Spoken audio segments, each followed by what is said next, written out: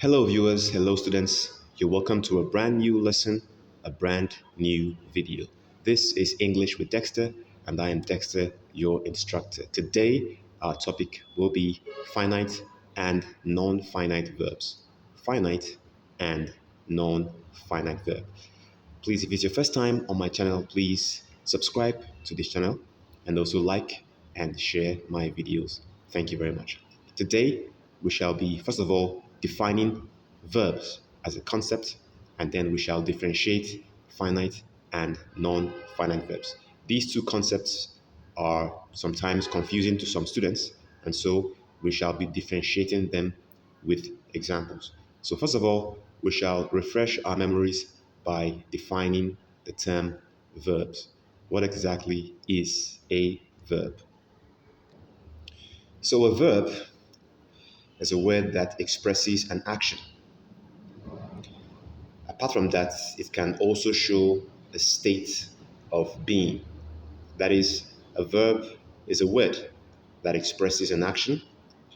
It can also show a state of being. So I'm sure you are very familiar with this definition. I'm sure that a lot of students of English have been taught the meaning of a verb. A verb, of course, is a doing word, a word that demonstrates or expresses an action. And apart from that, a verb can also show the state of being. That is, who exactly someone is. Now, let's look at some examples. And the first one we'll look at here is this. Now, the verb is underlined in this expression. He kicked the ball. He kicked the ball. The verb is underlined. An action is performed. So if a verb is a word that expresses an action, then right here, this word is an action. And the action is to kick, the action of kicking in the past tense. So he performed an action on the ball. He performed an action on the ball. Now, what is that action performed? Kicked is the action performed. And that is why kicked is a verb, because it expresses an action. Now, apart from expressing an action, recall that we also said that a verb can show a state of being. So, let's look at another sentence to demonstrate that. And that is, he is a teacher. He is a teacher. Now the verb is underlined. The verb is underlined. And here it is a state of being. So recall that a verb can also express a state of being. So the verb here is showing the state of being of this person, and that is a teacher. Okay? So this action, this verb here, is showing the state of being of this person, and that is why it's a verb. He is a teacher. Okay? That is his state of being. That is who he is. Okay? And that is why is a verb. So a verb can express an action like kicked, or it can express a state of being right here like is. Now let's look at the definition of a finite verb. Now that we know what a verb is, then let's look at what a finite verb is, and then we differentiate it with a non-finite verb. So what is a finite verb? So a finite verb is a verb form that is performed by a particular subject. That is, a finite verb is a verb form that is performed by a particular subject. That means a finite verb must have a subject that it agrees or works with. Now, what is a subject? A subject is the doer or the performer of an action in a sentence. That is the subject, the doer or the performer of an action. So a finite verb is the action performed by the performer. That is the subject. And that is why a finite verb must have a subject or a performer that it agrees or works with. So if there is no direct performer of a verb, then that verb will not be a finite verb. But when the verb is performed by a particular subject, then that verb is a finite verb. Now, a finite verb can change according to the number or person of the subject. It can change according to the number or person of the subject. Now, for the number, we're referring to whether the subject is singular or plural. Okay, so if the subject is singular, then the verb will also be singular. Now, if the subject changes to plural, then the verb will also change to what? To plural. And that is why we said the finite verb can change according to the number of the subject. So if the subject changes from singular to plural, the verb will also change from singular to plural because the verb works with the subject. The verb works with the subject, and that is why it will change according to the subject. Similarly, if the person, when we say person now, can either be the person speaking, the person spoken to, or the person spoken about. That is, the person speaking, the person spoken to, or the person spoken about. Okay? So if the subject also changes according to the person, then the verb will also change to conform with that person. And that is why it is a finite verb, because it works with the subject. So if the person of the subject changes, the verb will also change to agree with that particular person in the subject. Now, let's look at some examples to illustrate what we just said. Now, the first example here is Kelvin goes to school. Kelvin goes to school. Now, the finite verb is underlined. It's a finite verb because it is performed by a particular subject. Now, Kelvin is the subject because it is the doer or performer of the action. Now, this verb is a finite verb because it is performed by a particular subject in this expression. And that is why this verb is a finite verb. Now, because the subject is singular, okay, so the number is singular, Kelvin is just one person, then the verb also is what? Singular, agreeing with also one person. Now let's look at another example. All right. They go to school. They go to school.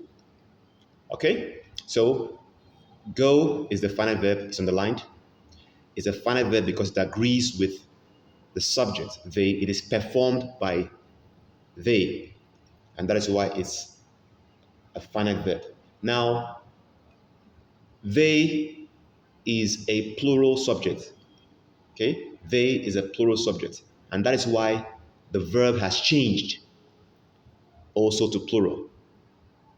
Please, this is singular, goes is singular, while go is plural. Okay? Now the singular verb goes agrees with the singular subject Kelvin.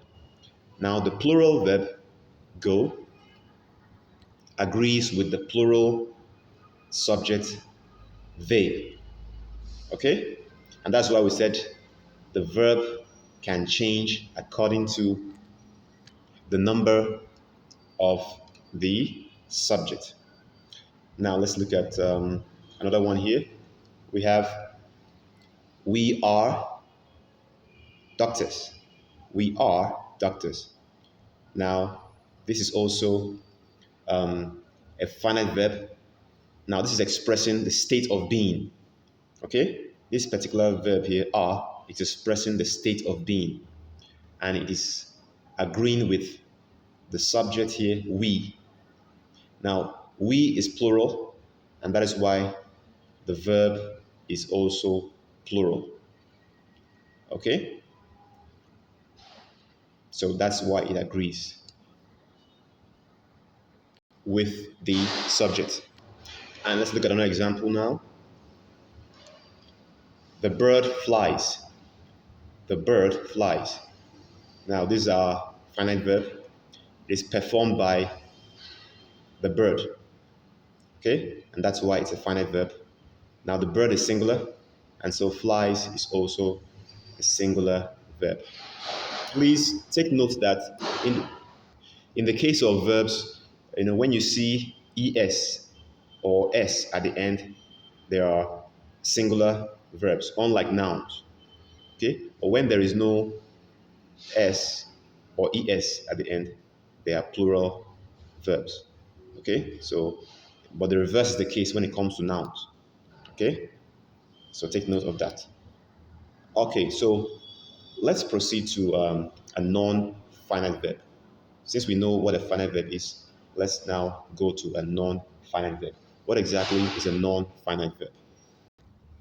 So a non-finite verb does not work as verbs in a sentence. They act as nouns, adjectives, etc. Okay, that's the first point to note. So although they are verbs, they do not function as verbs. That means they do not express actions per se, but they function as nouns, that's as names, or as adjectives, that is as a modifier of a noun. Okay? And that's why they are non-finite verbs. So although they are verbs at face value, but in their function, they act as nouns or adjectives, etc. Now, they do not refer to any subject because they can be infinitives, gerunds, etc. So they do not refer to any subject. That means in the expression where you have a non-finite verb, there usually might not be any subject there which performs the verb. The verb is not performed by any subject. The verb does not agree with any subject. The verb does not work with any subject. Okay? And that is why it is a non-finite verb, because it is not performed by any doer or performer. Okay? Rather, it just functions as a noun, as a name, or it acts like an adjective. That's a modifier. And so it can be an infinitive, it can be a gerund, etc. Now, we're going to explain these concepts when I give you the examples.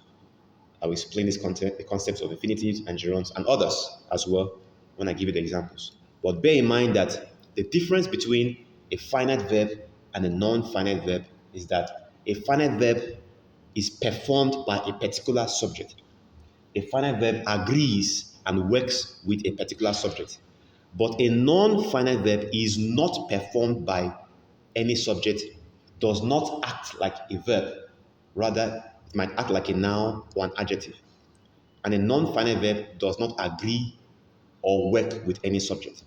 Rather, it can just be an infinitive or a gerund. Now, let's look at some examples, and in the process, I will explain this concept of infinitive and gerund and others as well. So let's look at some examples. Now, the first example of a non-finite verb is right here. I like eating rice. Now, the non-finite verb is underlined. Now, most times we might say eating is a verb. But in this context, in this sentence now, because bear in mind, you can only tell if a verb is finite or non-finite in the context it is used, in the sentence it is used. That is what determines whether a verb is finite or non-finite. You cannot tell if a verb is finite or non-finite in isolation. No, it is based on the contextual usage. That's how you can tell if a verb is finite or not. Now, in this context, the verb here, eating, is a non-finite verb because it is not performed by any subject. It does not agree with any subject. Now, the finite verb here is like. Okay, like. This is the finite verb and it's performed by the subject I. So I like. Okay, yeah, this is the subject and this is the verb that work together. Now, this is a non-finite verb. In this context, it is a present participle. Okay, it's a present participle. That's how it functions. So I like something. Okay, I like something, and that is eating, eating. All right. So it's not behaving like an action. Rather, it's behaving like a name, more or less. I like something. Okay, and what is that? Eating. Okay, eating rice. So it's not behaving like an action, but like the name of something that I like. Okay, yeah. So it functions as a non-finite verb and as a present participle. So that's the first form of non-finite verb that you have, the present participle. Now I mentioned infinitives and gerund in the definition. So let's look at infinitive here. Now when we say infinitive, of course, use to before the verb. Okay, that's the infinitive form. Use to before the verb. So to eat, this is the infinitive form of the verb because of the to that comes before it. So I went home to eat. I went home to eat. All right. So this is in this context now, this verb is non-finite because it is not performed by any action. The verb that is finite here is went, and I performed the action of going. So this is the finite verb, and this is the subject I that it agrees with, that it works with. Okay? But to eat is not performed by any person. I went home. Why? Why did I go home? To eat. Okay? So more or less it functions like a phrase, adverbial phrase of purpose. Adverbial phrase of purpose. Okay? I went home. For what purpose? To eat. All right? So it doesn't function like an action. It doesn't act like a verb. Okay? So it is an infinitive because of the to before it. Now, another example is what we got here. I saw a broken clock. I saw a broken clock. Now, this verb here is the past participle.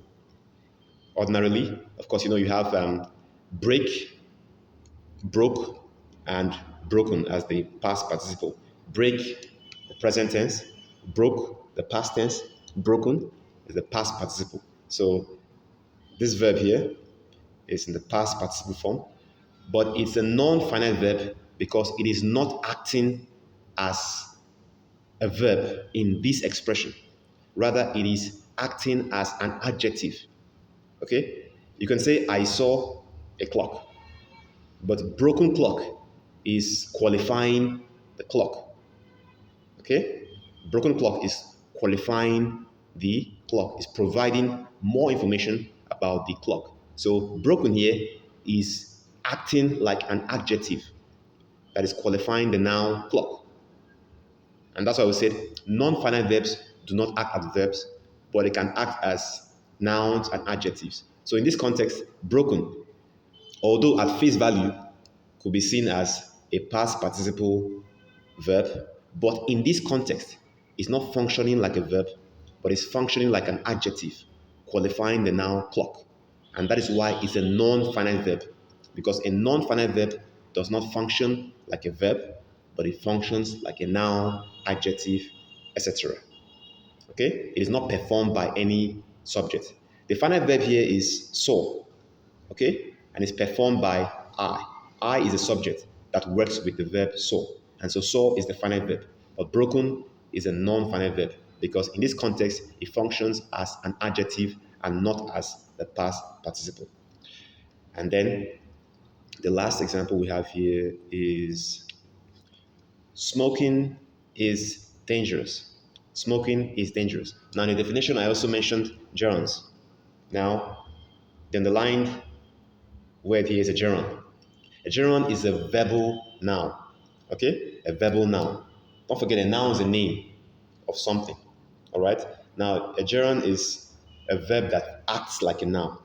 So, ordinarily, at face value, when we say smoking, is seen as an action. But in this context, okay, smoking is not functioning like an action. Rather, it is acting like a noun. So it's a verbal noun, and that's why it's a gerund. Now, why is it acting as a noun? Because it's acting as a name. Don't forget, a noun is the name of something. Okay? So something is dangerous. Something is dangerous. What is the name of that thing that is dangerous? Smoking. Okay? And so, in this context, smoking is a name of an act that is dangerous. And so, smoking is a noun in this context. So, it's a verbal noun, and verbal nouns are called gerunds. So, in this sentence, the verb here is actually is, while smoking is the subject, which is a noun. So, something is dangerous. What's the name of that thing? Smoking. So smoking is a noun, a verbal noun, and that's why it's called gerund. So smoking will be seen as a non-finite verb because it is not acting like an action, but it's acting like a name of something, and that's why it's a non-finite verb.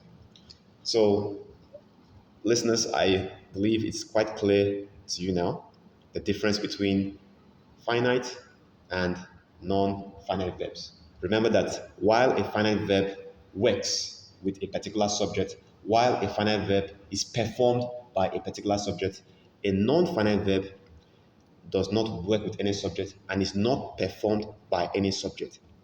Rather, it can act like a noun as a name or an adjective, etc. And that could be either in the present participle form, the infinitive form, the past participle form, or as a gerund. So that brings us to the end of today's lesson. I hope you enjoyed the lesson. And if you did, please leave a comment in the comment section. And if you have questions, you can also drop your questions there and I'll gladly attend to your questions. Thank you so much for being there. Once again, if you've not subscribed to my channel, please go ahead and do so. And also like and share my videos. It helps me very much. So thank you for being there. Until our next video and our next lesson, stay safe and bye-bye.